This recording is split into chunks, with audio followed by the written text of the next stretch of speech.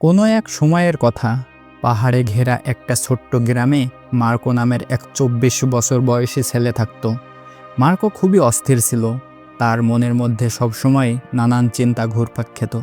সারাদিন বিভিন্ন চিন্তা আসতো যেত, আর এসব চিন্তা তাকে অশান্ত আর ক্লান্ত করে তোলে। সে সবসময় তার অতীত নিয়ে দুঃখ করত আর ভবিষ্যৎ নিয়ে অনেক চিন্তিত থাকত। এসব চিন্তার কারণে তার মনে যেন ঝড় বয়ে চলছিল।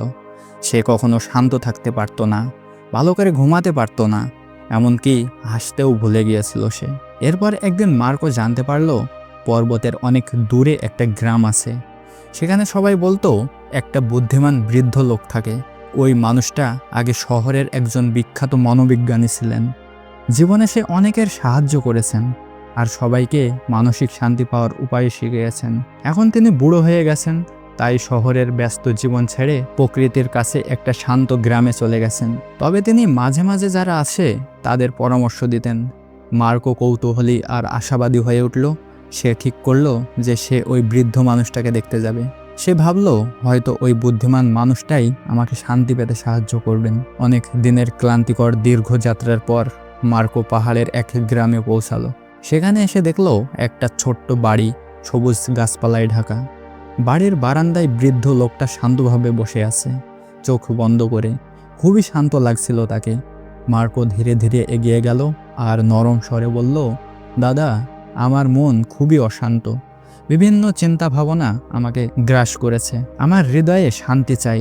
আপনি কি সাহায্য করতে পারবেন আমাকে? বৃদ্ধ লোকটি ধীরে ধীরে চোখ খুলল আর শান্ত একটা হাসি দিয়ে বলল, তুমি কি শান্তি খুঁজছো? তাহলে আমার সাথে আসো, আমি তোমাকে একটা ছোট কাজ দিব। এরপর সে মার্কোকে তার ছোট্ট বাগানে নিয়ে গেল। তারপর এক গ্লাস পানি নিয়ে সেটা উপরের দিক পর্যন্ত পুরোপুরি ভর্তি করলো। গ্লাসটা এতটাই ভর্তি ছিল যে সামান্য কাঁপলেও পানি বেয়ে পড়বে। সে গ্লাসটা মার্কোকে দিল আর বলল, এখান থেকে গ্রামটার কিনারা পর্যন্ত চলো, তারপর আবারও ফিরে আসো। কিন্তু মনে রেখো, পানির একটা ফোঁটাও যেন নিচে না পড়ে। মার্কো তাকে অবাক চোখে দেখল, কিন্তু সে স্বাভাবিক জীবনযাপন করতে চায়, তার চিন্তা ভাবনা দূর করতে চায়। তাই সে বৃদ্ধর চ্যালেঞ্জটা মেনে নিল। সে সাবধানে গ্লাসটা ধরল আর শুরু করলো হাঁটা। রাস্তাটা সরু ছিল আর ভিড় ছিল অনেক। কেউ হাঁটছিল, কেউ বা দৌড়াচ্ছিল। দোকানদাররা তাদের ক্রেতাদেরকে ডাকছিল আর কুকুরেরা ঘেউ ঘেউ করছিল। কিন্তু মার্কো চারপাশে দেখছিল না। তার চোখ ছিল শুধু ওই গ্লাসের পানির দিকে। সে ধীরে ধীরে সাবধানে এক এক করে হাঁটছিল। মানুষগুলো ওকে অবাক চোখে দেখছিল, কিন্তু কেউই তাকে বিরক্ত করেনি। তারা জানতো যে হয়তো ও কিছু গুরুত্বপূর্ণ শিখছে। অবশেষে মার্কো ফিরে এলো বুড়োটার কাছে আর বলল যে, দাদু, আমি করতে পারলাম, এক ফোঁটাও পানি পড়েনি। বুড়ো লোকটা মাথা নেড়ে হাসলো। তারপর সে জিজ্ঞাসা করলো, ভালোই তো, কিন্তু বলো তো, তুমি কি রাস্তার পাশে খেলতে থাকা বাচ্চাদের দেখেছিলে? কুকুরগুলোর ডাক শুনেছিলে? মার্কো অবাক হয়ে বলল যে, না, কিছুই দেখিনি বা শুনিনি। আমি শুধু কাছের গ্লাসটির দিকেই মনোযোগ দিয়েছিলাম। বৃদ্ধ লোকটা আবারও হাসলো আর নরম স্বরে বলল যে, হ্যাঁ, এটাই রহস্য। এমন কিছু যা সবসময় তোমার ভেতরে ছিল, কিন্তু তুমি জানোই না।